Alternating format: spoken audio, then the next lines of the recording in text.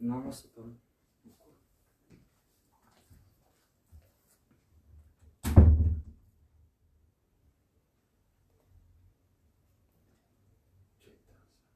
Les commentaires ils sont pas activés en fait.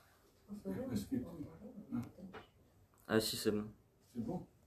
Ok. Bah là apparemment c'est bon. Allez, on commence. Attends, 2 secondes.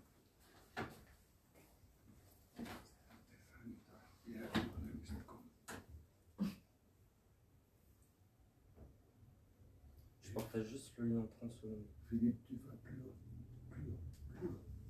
Che panne. Je dois changer. Che panne. Tu cominci.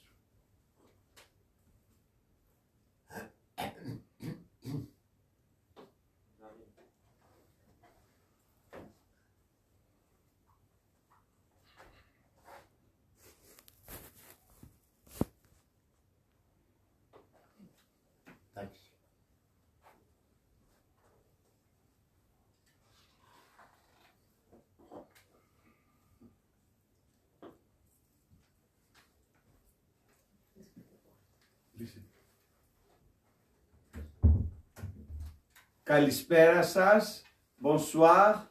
Aujourd'hui, nous avons le plaisir de présenter le très beau livre de Nicole Dubois-Tartacap, Kalimera, Séjour et change en terre grecque, qui est paru il y a, je crois, 2 ans, c'est Transboréal. Et nous avons le plaisir d'avoir toute une équipe, c'est-à-dire le très connu, qu'on n'a pas à le présenter, Philippe Régnier, la très belle et très dynamique trésorier de l'association Lisa Kelesidou, les meilleurs stagiaires du monde, Alexis Mateli, qui finit une recherche sur le philhellénisme, qui vous a envoyé un questionnaire extrêmement intéressant et nous avons reçu plus d'une centaine de réponses. Nous voulons encore une centaine si possible. Vous pouvez les trouver, ces questionnaires, sur la page Facebook de notre association. Et vous avez le coordinateur culturel, Nikos Grekos, qui essaye d'être à la hauteur des autres participants. Nicole Dubois-Tartacap est une dame charmante, bien connue dans le cercle de Philhellène à Paris. J'ai eu le plaisir de présenter ses livres à Lexicopolio à Athènes et aussi à l'Institut français de Thessalonique. Nicole Dubois-Tartacap, à la Maison de la Grèce aussi, avec l'association Phonigraphie ici à Paris. On sait très bien que c'est grâce à son père que fort jeune, Nicole Dubois-Tartacap se passionne déjà pour la Grèce. Ayant travaillé dans une compagnie aérienne, elle parcourt le monde seule puis en famille. Mais son amour pour le peuple et la langue hellène ne la quitte pas. Aussi n'a-t-elle de cesse de retourner en terre grecque. C'est pour cela que nous aimons beaucoup le titre du livre Kalimera et l'explication séjour au pluriel échange en terre grecque. Et je vous lis la 4e de couverture, trop souvent réduite à sa seule gloire antique. La Grèce dévoile au détour de ces pages son visage d'aujourd'hui. L'auteur voyage en effet depuis 4 décennies des îles Ioniennes à l'Asie mineure, de Thessalonique jusqu'à la Crète, évoquant la splendeur byzantine, les siècles d'oppression musulmane ou la résistance à l'occupant allemand. Elle navigue entre histoire, tradition, langue et vie quotidienne. Moi, je corrigerai la 4e de couverture des siècles d'oppression ottomane, pas musulmane. Mais bon, c'est une autre histoire. Avec habileté ou la résistance à l'occupant allemand, elle navigue entre histoire, tradition, langue et vie quotidienne. Avec habileté, elle entrelace les chants d'Homère et la parole des poètes grecs contemporains, fait moisson de rencontres, d'émotions ou d'anecdotes, et donne à comprendre l'âme grecque tiraillée entre Orient et Occident, entre insularité et continentalité, livrant ainsi les témoignages d'une passion accomplie. Avant de donner la parole à mes camarades, à mes collègues, et les laisser lire des extraits du livre, on va faire plutôt des lectures qu'une explication des textes d'une présentation. Je vous lis les quelques extraits de littérature grecque qu'elle a mis en exergue. J'ai entendu les pierres raconter au vent les mythes et les légendes, sous la lumière pâle et reposante du soleil couchant ou dans l'éclat du soleil de l'été.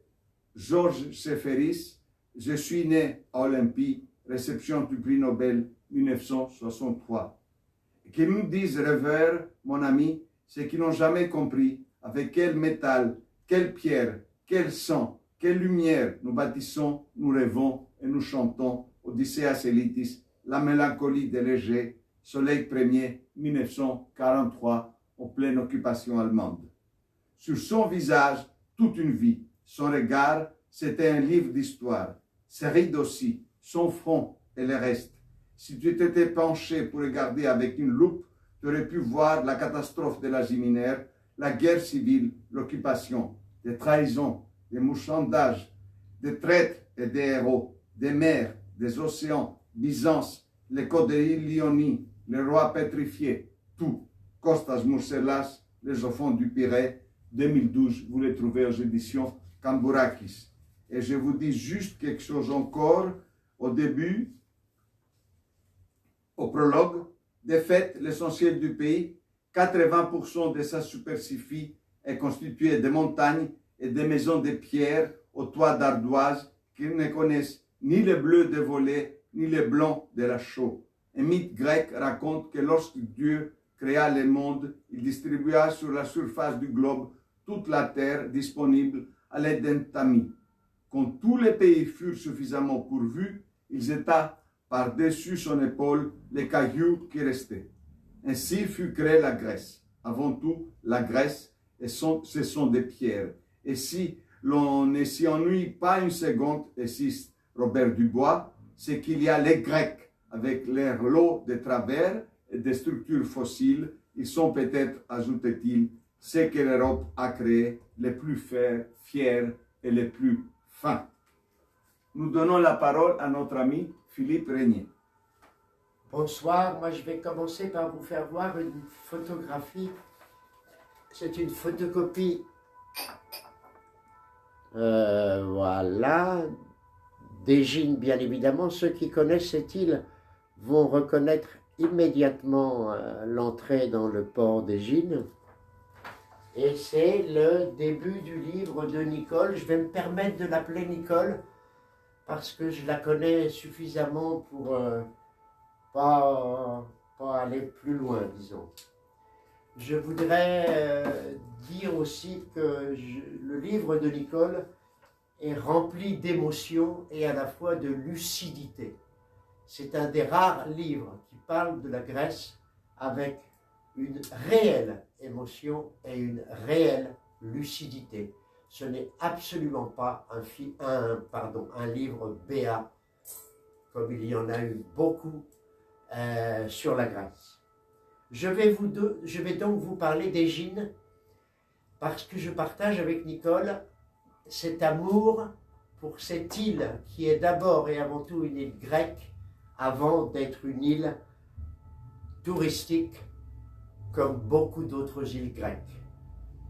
Et j'ai fait un choix personnel parmi les longues descriptions qu'elle fait d'Égine. J'ai choisi de ne pas vous lire les passages concernant le temple d'Aphéa, l'église Saint-Nicolas, les différents musées ou les vestiges qui sont à Athènes. Je voulais vous parler de la vie sur cette île, si près d'Athènes, qui est une vie pleine en été, en automne, au printemps et même en hiver. C'est une île qui vit au rythme de la Grèce et des Grecs. Je voulais aussi dédier mes petites lectures qui vont suivre à Jeanne. Elle va se reconnaître, grecque d'Égine et française de Rouen, qui habite en Grèce depuis si longtemps qu'elle est devenue en quelque sorte notre amie et notre sœur gréco-française. Voilà, je vais commencer mes lectures par un... Pardon, voilà.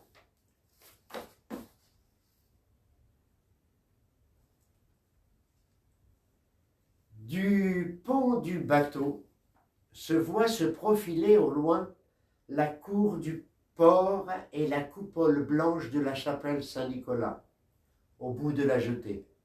Depuis le jour où j'ai découvert Régine, je n'avais pas 20 ans, cette vue suscite toujours en moi la même émotion, le même sentiment de plénitude heureuse, l'impression d'arriver enfin chez moi. Je devine à l'ombre de la chapelle les pêcheurs courbés sur la masse jaune et orange de leurs filets, en train de les ravauder de leurs doigts épais avec des gestes étonnamment précis, silencieux, patients, visage penché marqué par le soleil et le vent, après et beau comme ce pays que j'aime. Pourquoi choisir pour débuter cette promenade grecque une île peu touristique, au point d'être bien souvent négligée des étrangers tout autant que des Grecs en vacances?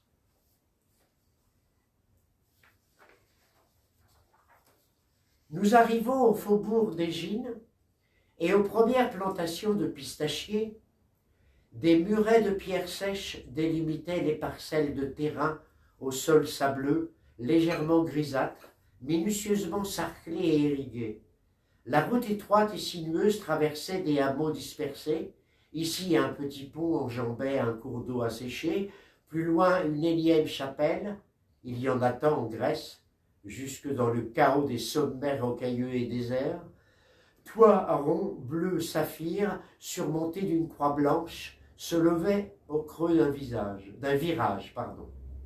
Au fur et à mesure des arrêts fréquents, le bus se délestait des écoliers, du couple de vieilles, des vieilles et des paniers.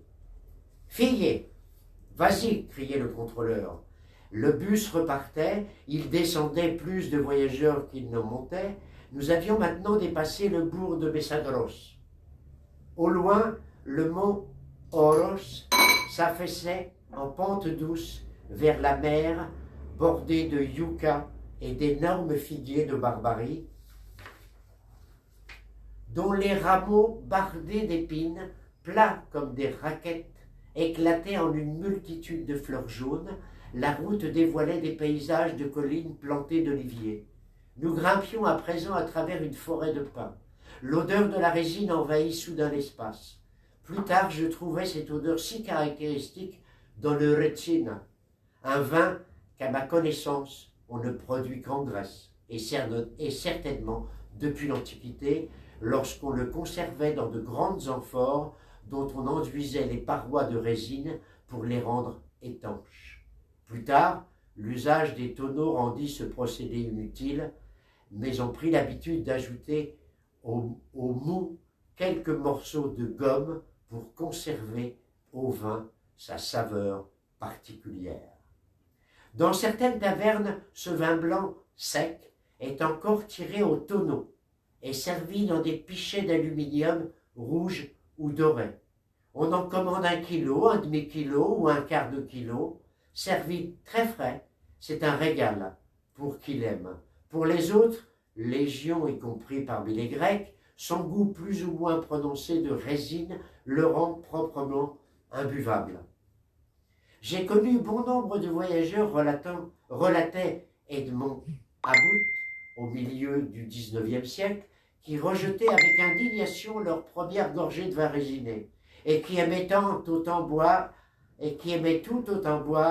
de la poix liquide. J'en ai vu beaucoup d'autres, sans me compter, qui s'accoutumaient à ce breuvage, très hygiénique du reste, et qui, à force d'études, parvenaient à faire abstraction de la résine et deviner la saveur du vin sous ce malheureux déguisement. Certes, mais outre que mieux vaut ne pas trop rechercher la saveur d'un vin qui bien souvent est loin d'être exceptionnel, faire abstraction de la résine, c'est tout simplement ne pas aimer la rétine. Pour ma part, je ne cherche pas à oublier ce bouquet, bien au contraire.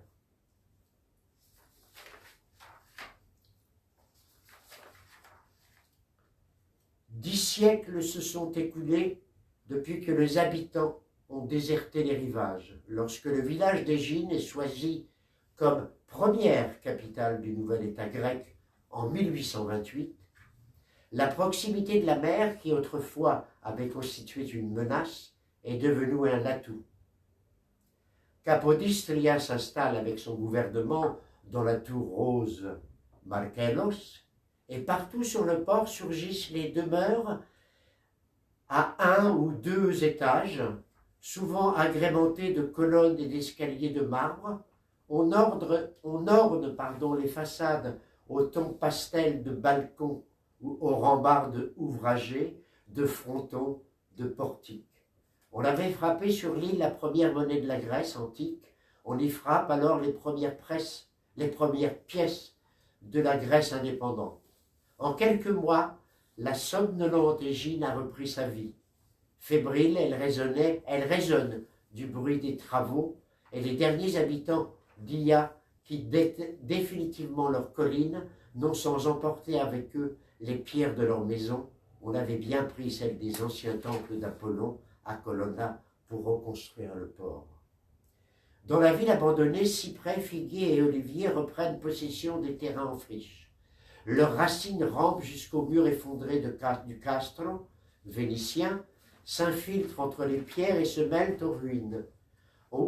Ia devient un fantôme dont on oublie jusqu'au nom, et on rebaptise Palaiorchora, l'ancienne ville, puisque l'avenir appartient maintenant à la nouvelle capitale de la Grèce. Malgré tout, l'amour que je porte à Égine, je me demande ce qui avait pu motiver le choix de cette île de 87 km² pour capitale. Mais il ne fallut pas longtemps pour que le gouvernement se transporte sur le continent anobli, entraînant dans son sillage ce qui était massivement accouru sur l'île, qui retrouva sa tranquillité initiale. La poterie, les pistachiers, les éponges sauvèrent Égine du marasme. La poterie, grâce aux grandes jarres qui conservaient la fraîcheur de l'eau à une époque où les réfrigérateurs n'existaient pas, les pistachiers, probablement introduits sur l'île à la fin du XIXe siècle, et qui connurent un véritable essor un siècle plus tard, lorsqu'ils remplacèrent la vigne décimée par le phylloxéra et les éponges qu'on allait pêcher loin jusqu'au large des côtes de l'Afrique. Dans la journée, le port d'Égine est animé de mouvements des barques de pêcheurs, des féeries et des tankers qui croisent au large. Amarrés au quai, des caïques viennent du continent vendre leurs fruits et leurs légumes. De l'autre côté de la rue, la halle aux poissons jouxte 2 cafénias dont les terrasses constituent l'endroit stratégique pour surveiller le port. À l'intérieur, d'année en année, depuis que je viens à Égine, je retrouve les mêmes photographies accrochées aux mêmes murs peints en bleu ou en vert, les mêmes petites tables au plateau de marbre, le même comptoir de bois derrière lequel s'affaire le café Zeus. Je tremble qu'un jour, ils prennent l'envie à un patron plus jeune de les moderniser. Dans la ville, piétons, voitures et mobylettes sillonnent les chaussées étroites et les trottoirs quasi inexistants des rues commerçantes. L'après-midi, le silence tombe brusquement. C'est la sieste. La ville dort, tout reprend vie le soir venu, les boutiques ouvrent, les rues s'animent, des guirlandes de poulpes pendent sur des fils tendus au travers des rues. On les déguste grillés sur la braise en buvant un ouzo. À l'heure où le ciel embrase de l'autre côté du golfe les collines d'Épidore, noyées dans une lumière perlée, Cela ne dure pas. L'énorme boule écarlate se déplace rapidement à l'horizon dans une explosion de rouge qui serre le cœur, puis elle s'enfonce rapidement dans la mer qui l'absorbe goulûment. Et d'un coup, finit de l'engloutir jusqu'au dernier morceau. Le spectacle est terminé.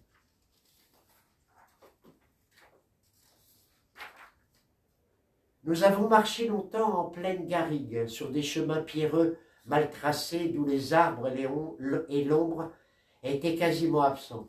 Le thym et la marjolaine cédaient trop souvent la place à une multitude de touffes rondes et piquantes comme des hérissons, dont les minces rameaux gris, durs et acérés, nous labouraient les jambes. Nous avions emporté de l'eau, mais l'avion terminé et la soif commençait à se faire sentir.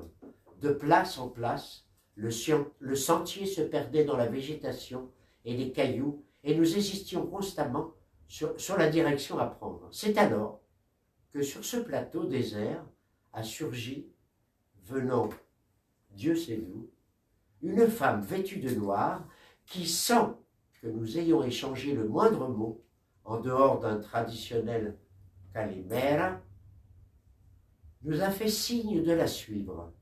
Nous marchions en silence, je ne parlais pas encore le grec, quand au bout de quelques centaines de mètres, elle a pointé un doigt et nous a désigné un puits.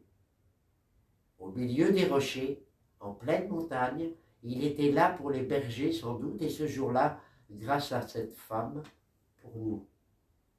Il n'est pas rare en Grèce de se trouver aussi subitement plongé au cœur d'une scène qui fait penser que dans ce pays, Homère, décidément, n'est jamais loin.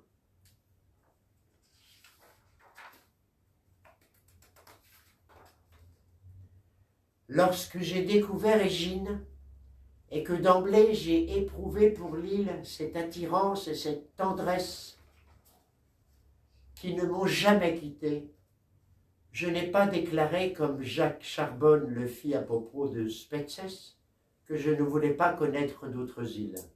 Mais comme lui, je pourrais dire que ma première impression ne m'a pas trompé.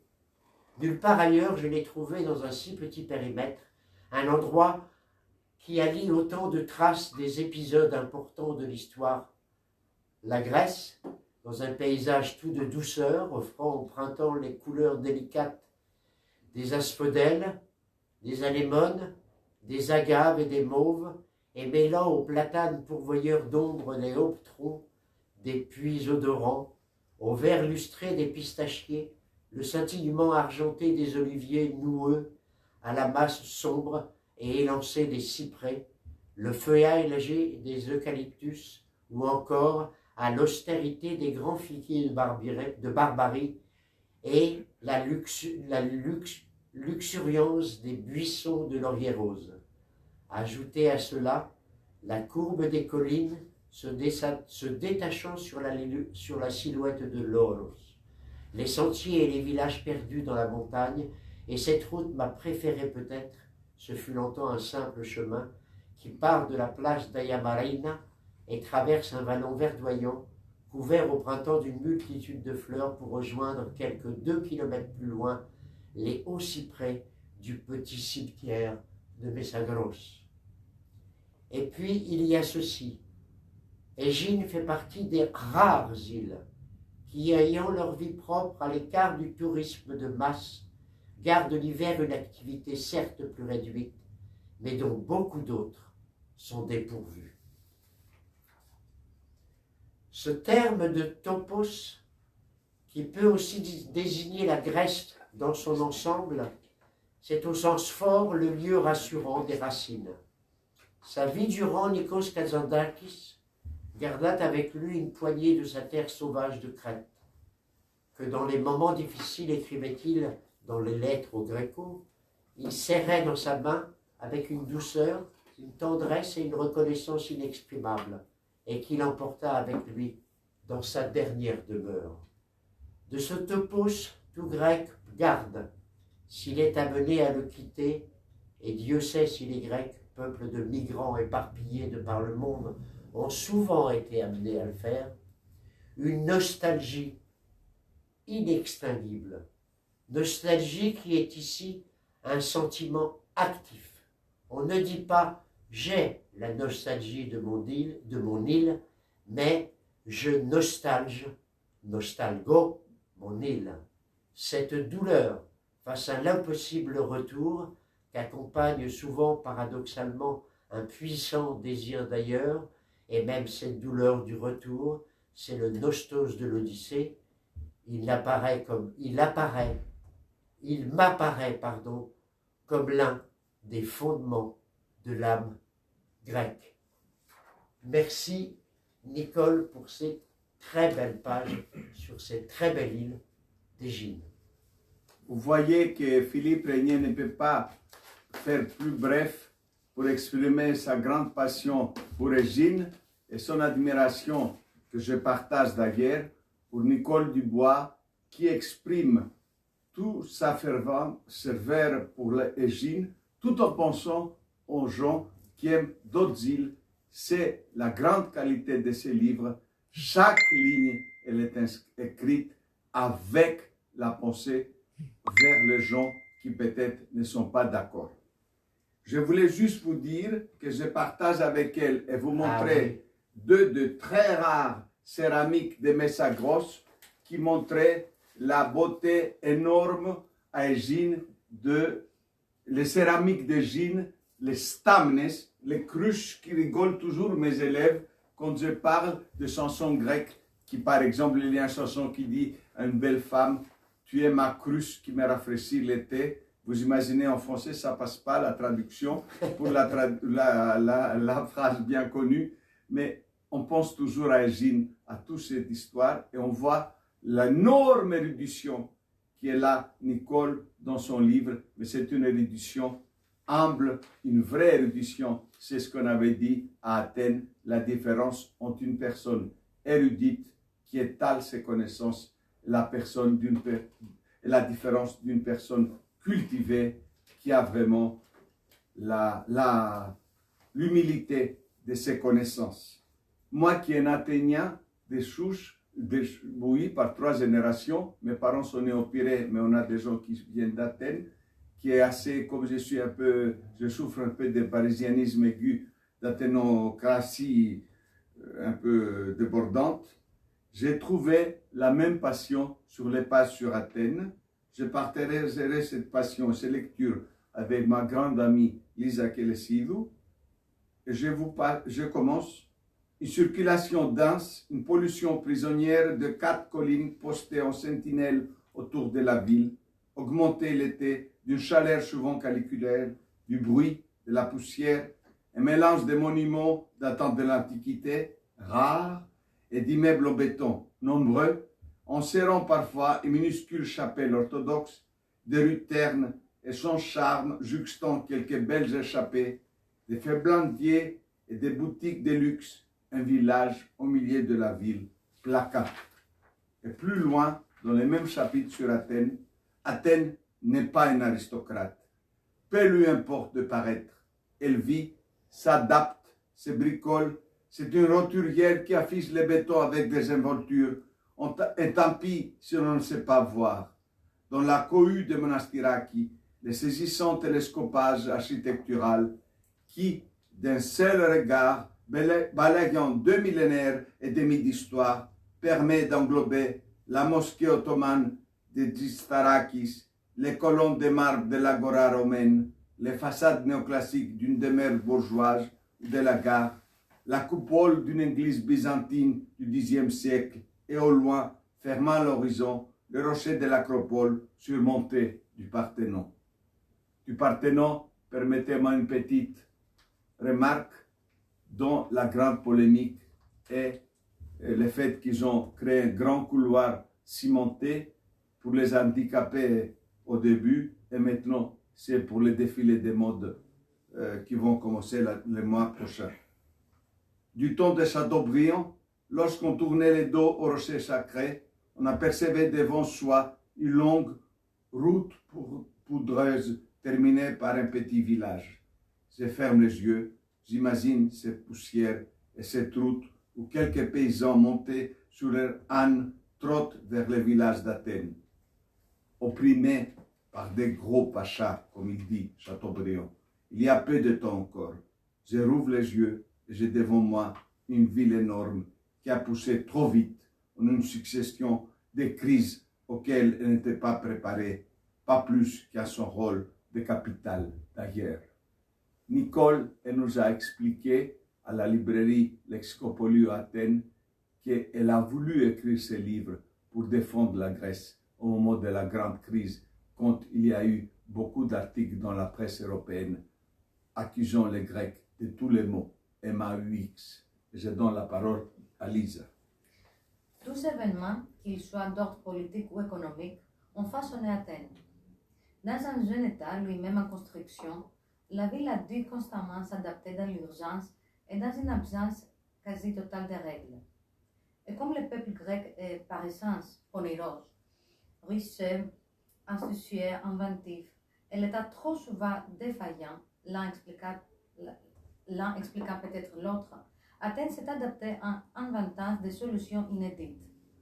L'antiparochie et la paranomidόμηση, deux principes qu'il est intéressant de connaître, tant pour comprendre la ville que la mentalité, la tournure de l'esprit, la culture du pays. L'antiparochie, la contrepartie, est à ma connaissance une pure invention grecque. Mise en place dans les années 1950, ce système repose sur un principe de troc immobilier entre un promoteur et un propriétaire. Tu me donnes ton terrain, bâti ou non, et en échange, je t'accorderai 20 ou 30%, et jusqu'à 40 ou 50% lorsque les terrains se firent rares, des appartements dans l'immeuble ou les immeubles qui se construiraient. Exercés en dehors de tout plan d'urbanisme, ces échanges ont entraîné la destruction de la plupart de belles demeures entourées de jardins que la bourgeoisie du XIXe siècle, s'inspirant de l'Occident, avait fait bâtir. À la fin des années 1960, Athènes est devenue une ville de ciment et de béton. Et si l'on accepte les jardins nationaux, anciens jardins du Palais Royal et quelques collines boisées, toute trace de verdure a disparu.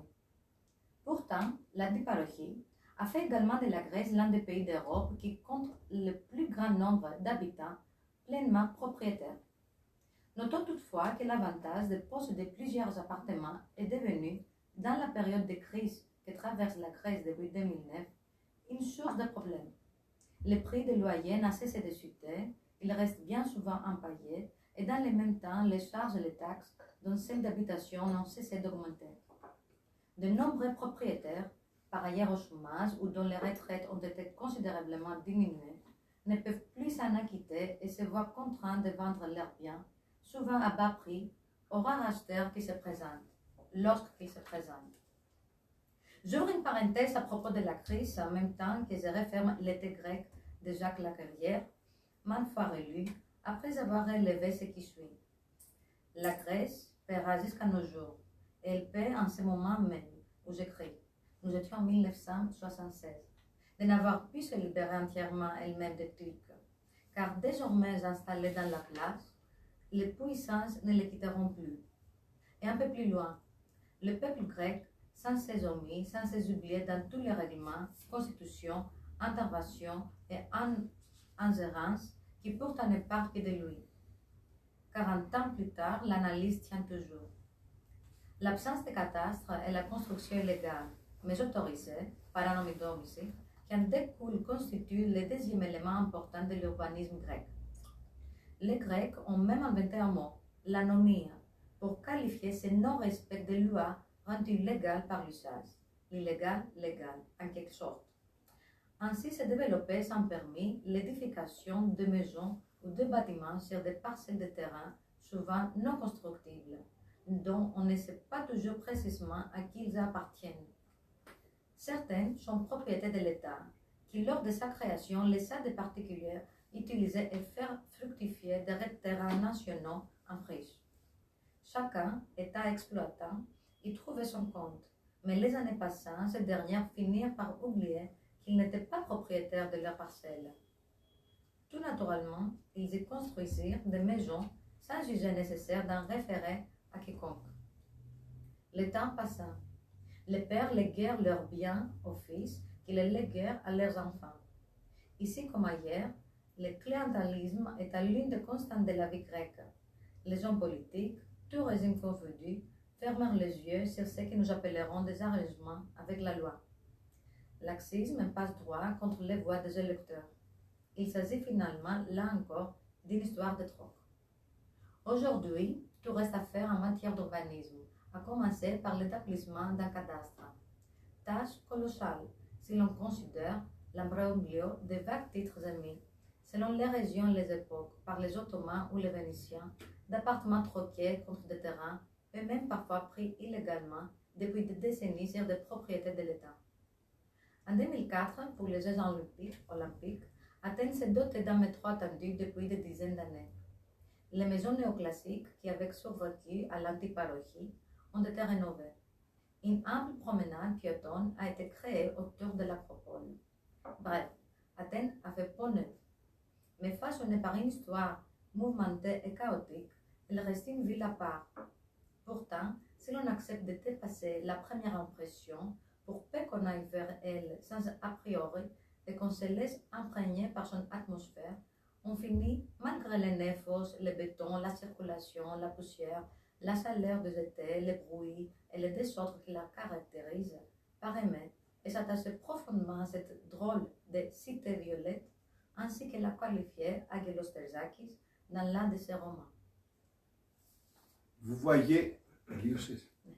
voyez comment elle est très bien documentée, elle est très sérieuse, elle écrit vraiment un texte extrêmement fouillis, mais en même temps, on peut dire c'est 2017 que le livre a paru, et peut-être écrit un peu avant. Elle est en plein changement, en plein troïka.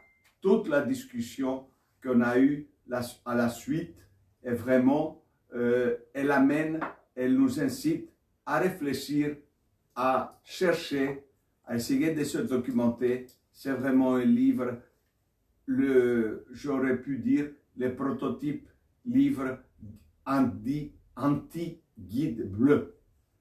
Et comme on veut passer par l'Antiquité à la modernité et faire un va-et-vient, comme le fait toujours Nicole, nous donnons la lecture, nous donnons la voix à Alexis qui va nous lire un extrait sur Sparte qui fut à l'Antiquité la grande rivale d'Athènes et qui est revenue un peu à la mode, malheureusement, pour de mauvaises raisons, avec des groupes d'extrême droite et autres qui voulaient faire un peu effacer la gloire de l'Athènes démocratique pour Sparte, plutôt militaire et autoritaire comme régime. Ma logeuse est petite, souriante, discrète.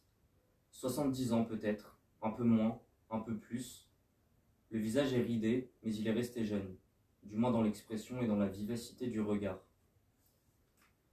Elle loue quelques chambres au premier étage de sa maison située à l'angle de la place, dans le village de Mistra, qui ne compte que 2 rues. La plus importante montant au nord vers l'ancienne cité byzantine et descendant au sud vers Sparte. Ma chambre est spacieuse, désuète mais charmante, à l'image de ma logeuse. La salle de bain est au fond du couloir, commune à toutes les chambres, spartiate, mais il est vrai que nous ne sommes qu'à 5 km de la cité qui cultivait le dépouillement extrême. À l'autre bout du couloir, une porte ouvre sur un balcon de bois couvert de vignes et de glycines. Au crépuscule, je m'y assieds avec un livre, et ma logeuse vient me rejoindre. Je pose mon livre et nous faisons balcon tous les soirs. Elle m'apprend des mots grecs et me raconte sa vie. Avec moi, elle franchit les années. Marche arrière vers sa prime jeunesse. Au temps de son voyage de noces, à bord d'un paquebot faisant cap sur Rhodes, rempli exclusivement de couples fraîchement mariés, dont la plupart effectuaient ce jour-là leur première croisière, et pour beaucoup, ce qui resterait l'unique voyage de leur vie. Ma logeuse rit. Tous ces couples en route pour Rhodes. Elle s'anime. L'île était couverte de fleurs. Des bougainvilliers, des géraniums, des hibiscus, des chèvrefeuilles et des glycines, des dizaines, des centaines de glycines, grosses comme des arbres, et des roses. Ses yeux brillent. Ma logeuse n'est plus à Mistra. Elle n'est plus veuve. Elle n'a plus d'âge, ou plutôt elle a l'âge de cette toute jeune fille. Elle est, cette toute jeune fille, éblouie par une île en fleurs. Il y a plusieurs mots en grec pour désigner la vigne. To clima, le pied de vigne, I climataria, la treille, To abeli, la vigne qu'on vendange. Au-dessus du balcon, il y a une treille, climataria. Le matin, je prends mon petit déjeuner sur la place, sous l'énorme platane. Position idéale pour voir le bus de Sparte se remplir. Ce matin, ma logeuse s'y rend elle aussi. Elle monte dans l'autobus avant moi. Lorsque je veux prendre mon ticket, le chauffeur me dit qu'il a déjà été payé. Ma logeuse est partie s'asseoir au fond. Elle a engagé la conversation avec une voisine. Elle ne me regarde pas. Générosité et discrétion, toutes grecques. Ainsi, dans les tavernes, voit-on parfois arriver sur la table un pichet de raisiné que quelqu'un, assis de l'autre côté de la salle et qui semble vous ignorer, vous a fait porter. Lorsque je reviens l'année suivante, en hiver, les chambres ne sont pas chauffées, pas plus que le reste de la maison d'ailleurs. Il y règne un froid glacial, pénétrant et humide, les nuits sont rigoureuses en ce mois de février, que l'empilement des couvertures n'arrive pas à combattre. Je dors à moitié habillée, grelottante, recroquevillée sur un creux de chaleur que mon corps parvient péniblement à émettre, et le matin je me déplie avec précaution, chaque mouvement me plongeant dans une atmosphère hostile contre laquelle tout mon corps proteste et se raidit, avant qu'enfin je me décide à affronter la salle de bain, glaciale elle aussi, bien entendu, Sparte toujours. Voyez que elle ne se contente pas de voyager l'été, elle voyage l'hiver, elle ne se contente pas de voir les gens de prime abord beaux et jeunes, elle voit la beauté qui est dans le regard et dans la pensée, dans l'attitude de la vie. Et elle part de Gine, son lieu de prédilection, à Athènes, elle traverse le Péloponnèse, elle va après, surtout souvent accompagnée par sa famille, vers la Grèce du Nord, à des endroits que j'ose dire je n'ai jamais rencontrés. Et elle va à Xanthi, par exemple, dans le nord de la Grèce, et nous entendons quelques souvenirs de Xanthi. De Kavala comme Otimi, au fur et à mesure qu'on se rapproche de la frontière turque, l'Europe s'estompe, et dans mille détails, couleurs, odeurs d'épices flottant dans les bazars, boutiques d'aventures de bois, moucharabiers, l'influence de l'Orient se fait plus prégnante. L'histoire a fait de Xanthi une ville grecque, mais elle aurait tout aussi bien pu être bulgare ou turque. Ces maisons à encorbellement dont les avancées se frôlent au-dessus de la chaussée, ces places, ces fontaines, ces minarets d'où s'élève la mélopée des muezzins, tout cela à l'exception d'églises aux cloches discordantes.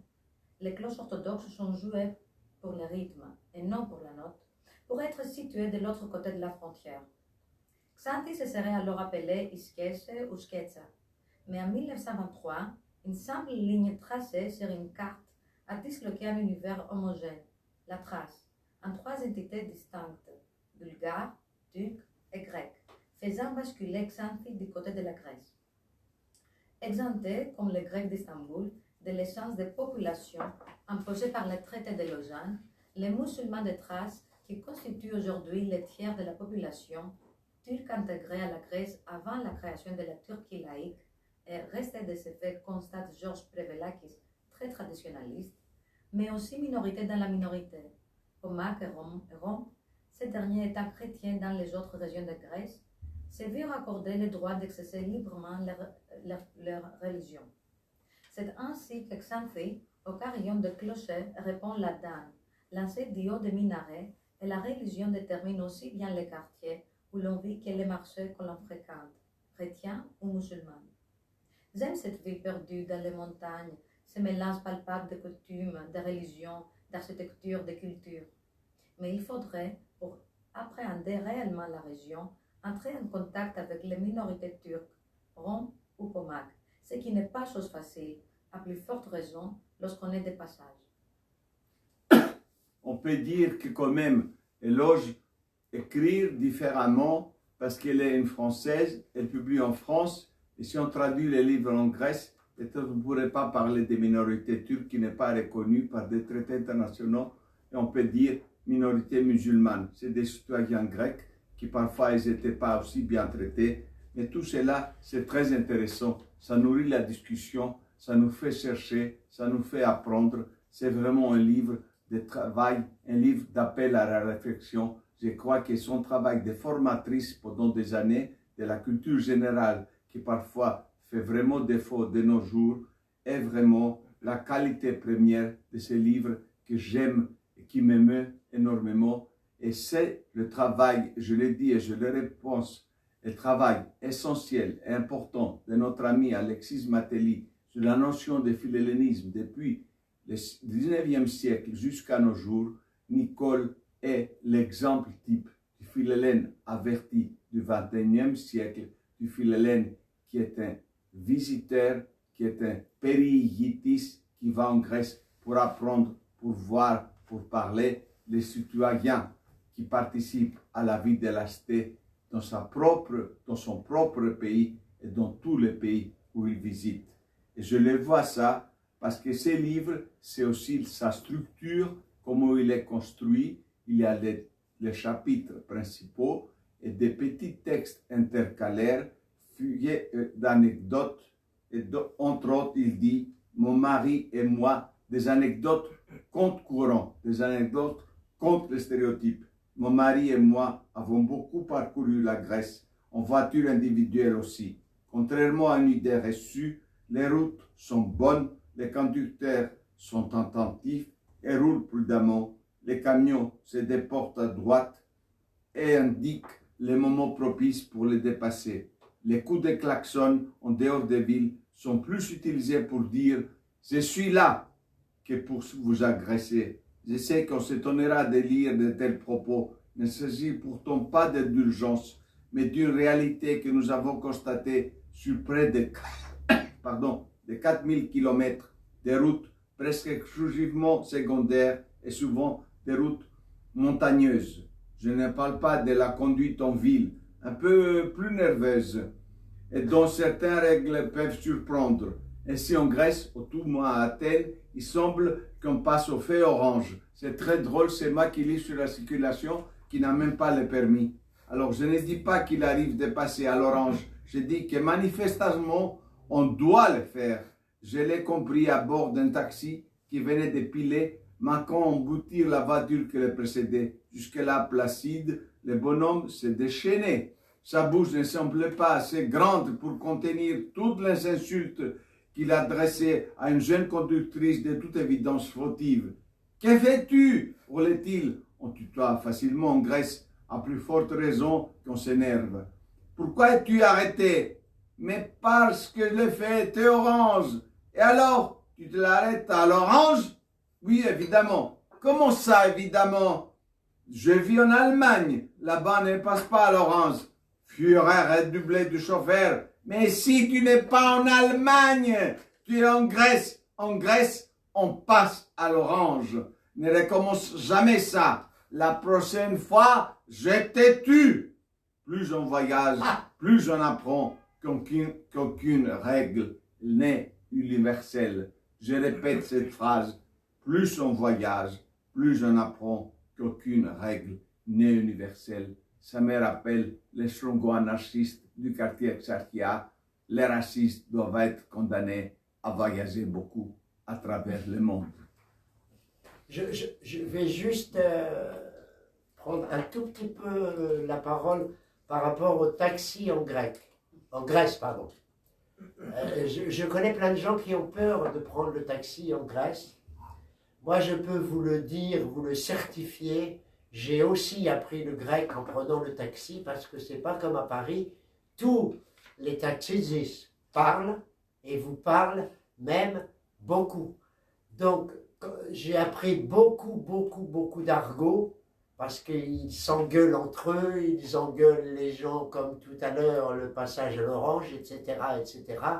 Et je vous recommande de prendre le taxi à Athènes parce que vous y apprendrez énormément de choses sur la langue grecque. C'est une expérience. Oui, c'est une expérience. Je joue quand même l'erreur du méchant parce qu'il faut garder le temps. Ah oui, oui. Et je donne tout de suite la parole. la lecture plutôt à Alexis qui va nous lire sur la Crète, que souvent ça m'énerve. Dans les guides français, on a deux guides, la Grèce, la Crète un peu à part. C'est évident que c'est un pays à part, c'est une grande île, un monde un peu à part par rapport à la Grèce continentale, mais c'est vraiment, ça vaut la peine d'aller en Crète, ça vaut la peine d'aller rencontrer les Crétois. Le hasard, qui est souvent la providence des voyages, m'a amené un soir dans le quartier paisible de la citadelle de Rethymnon.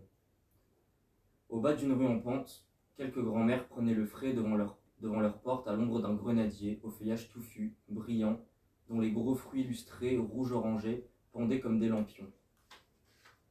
J'ai dépassé quelques maisons aux avancées de bois, puis un café Nio, et je me suis retrouvé devant un long passage voûté menant à la forteresse vénitienne en haut de la colline. Il était 19h, le soleil commençait à être moins ardent.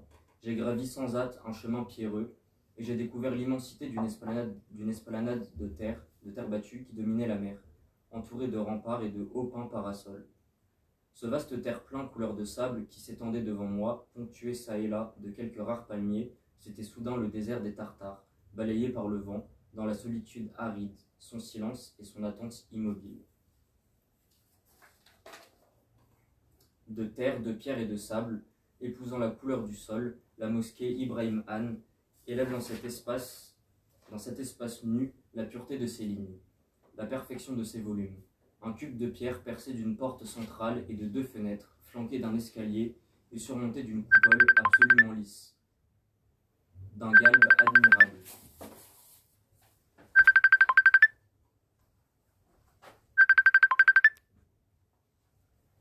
Déjà la lune se levait derrière la ligne sombre des montagnes.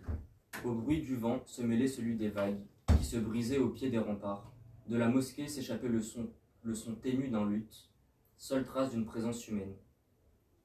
La nuit commençait à tomber.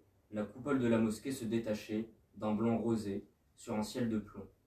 Quelques minutes auparavant, dans les derniers rayons du soleil, son ombre s'allongeait jusqu'au mur d'une chapelle surmontée d'un clocher, tandis que s'égrenait, fragile, la mélodie du luth, extraordinaire moment de grâce et de paix.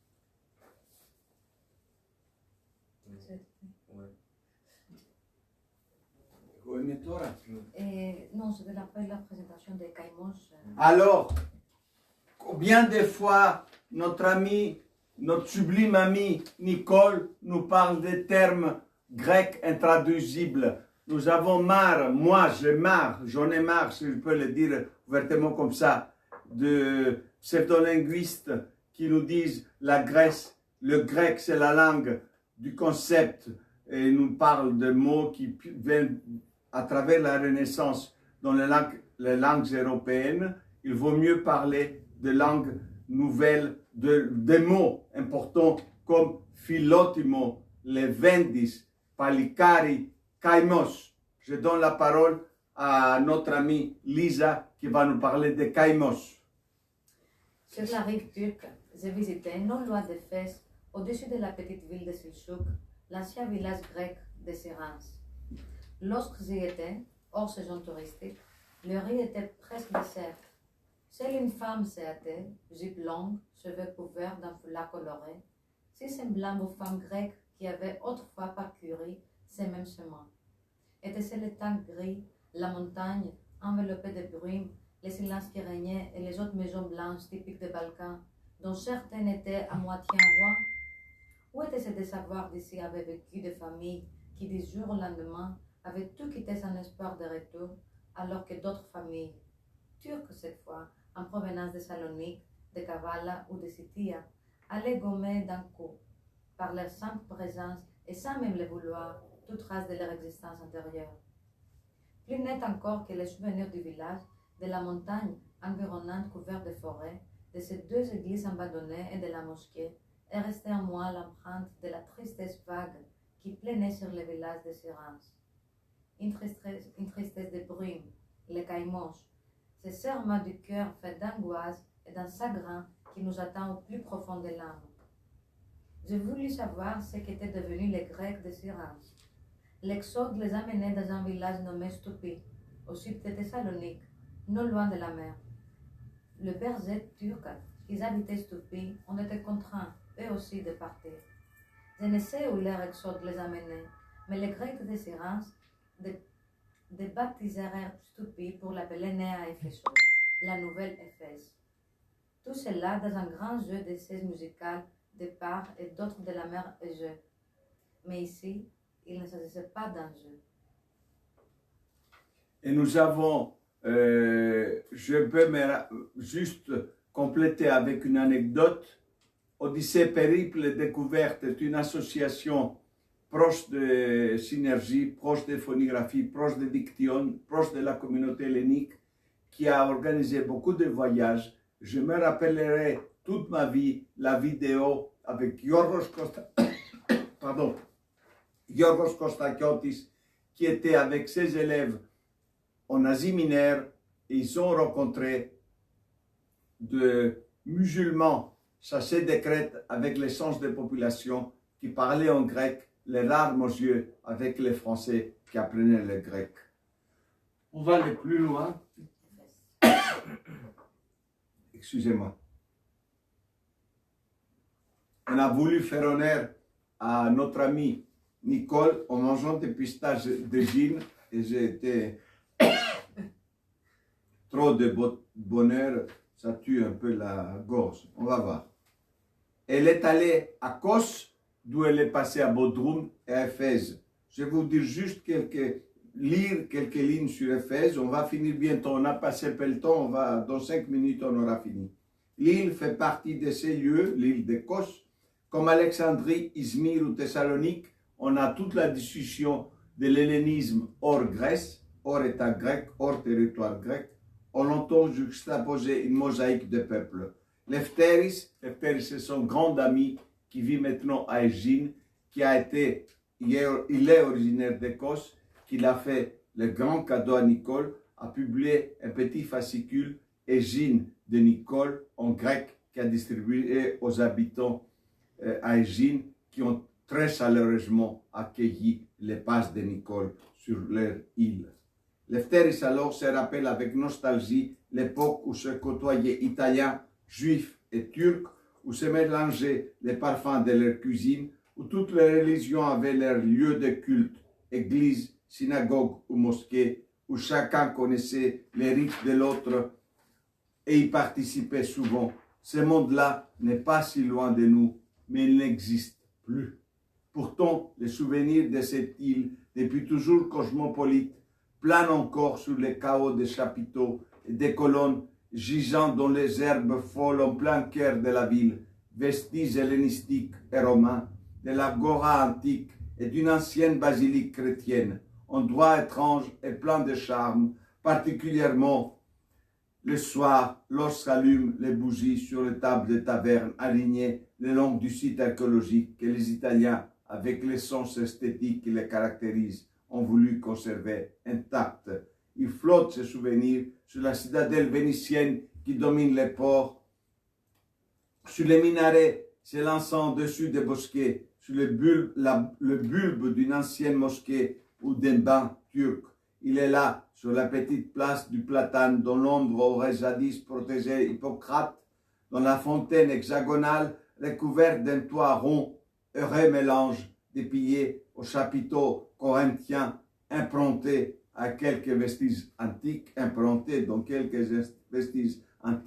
des calligraphies arabes et des cyprès stylisés typiques de l'art ottoman, semblables à ceux qui ornent les palais de Topkapi à Istanbul. En quelques lignes, toute la richesse de l'histoire grecque, tous les strates de l'histoire grecque sont dans le livre de Nicole. Même un grec peut apprendre énormément par le livre de Nicole. Je donne la parole à Alexis, toujours cette histoire de philhellénisme ou cette histoire de mishellénisme, si on peut dire, d'Edmond à bout jusqu'à Nicole, qui n'est pas la Jacques Lacarrière bis, c'est Nicole Tartacape Dubois, la vraie philhellène du XXe siècle, la citoyenne engagée, l'écrivain, 21e siècle, j'ai dit 20e, du 21e siècle, la grande Philhellène, la grande citoyenne qui participe à la vie de la cité. Jusqu'en 1847, voilà Edmond About, il fut impossible d'appliquer la peine de mort en Grèce, faute de bourreaux. Dans tout le pays, on n'avait trouvé personne qui veuille s'acquitter de cette tâche, et les 2 ou 3 malheureux venus de l'extérieur qui avaient accepté de s'en charger s'étaient fait massacrer. Enfin, on en dégota un qui vivait loin d'Athènes, dans une forteresse gardée par l'armée. La veille de l'exécution, on l'amenait en bateau, et on le ramenait dès le travail accompli, toujours entouré de soldats. Pendant qu'on cherchait un bourreau, le nombre des condamnés n'avait cessé de croître. Ils étaient 30 ou 40 à attendre dans leurs cellules. On dut liquider l'arriéré, mais la loi ordonnait que le condamné marchât libre au supplice. Et il se défendait. Les pauvres diables, ils luttaient jusqu'au bout avec le bourreau, mais la lutte était inégale. Une exécution en tabou commence par un duel où la justice a toujours le dessus, car elle est armée d'un long poignard. Lorsque le condamné a reçu 8 ou 10 blessures et perdu toutes ses forces avec tout son sang, il marche librement au supplice, et sa tête tombe. Le peuple retourne à la ville, en se demandant comment il pourrait bien faire pour assassiner le bourreau. C'est la moralité de cette tragédie. Et vous voyez que même Edmond About, finalement, il fait l'éloge indirectement du peuple grec. Alors moi, je voulais vous dire que nous sommes ravis d'avoir rencontré Nicole dans notre vie. On espère la rencontrer de nouveau. On lui suggère d'écrire un deuxième livre, de continuer l'écriture. Et nous vous disons que la semaine prochaine, nous parlerons des contes grecs avec Philippe Régnier et nous finirons. Je vous présente le livre. C'est un petit chef-d'œuvre. Et toujours dans les petites maisons d'édition que nous soutenons, les éditions du Jasmin. Oui. Et vous aurez une grande surprise et j'espère m'accompagner. Le 11 juin, on sera en direct des Paros, d'un lieu alternatif, Parea Café, où nous parlerons des éditions Eora à Athènes qui ont publié des livres bilingues excellents dans plusieurs langues, dont grec-français. On parlera de la collection grec-français des éditions Eora de Parea Café le 11 juin pour finir cette Grèce en page de cette saison et on reprend en septembre. Nous vous invitons à adhérer à Synergie franco-grecque et surtout à commencer à nous proposer vos passions, vos présentations. Déjà, il y a une liste d'attente des gens qui veulent présenter des livres qui les ont marqués dans leur approche de la Grèce, de la langue grecque. Merci beaucoup et à très bientôt la semaine prochaine. Et courez dans n'importe quelle librairie acheter le livre de Nicole. Oui, celui qui n'a pas acheté le livre de Nicole, il va être exclu de Synergie franco-grecque. Allez, je vous taquine. Merci à Alexis, qui était un trésor pour Synergie. Bravo. Merci à Lisa, qui est la meilleure trésorière du monde.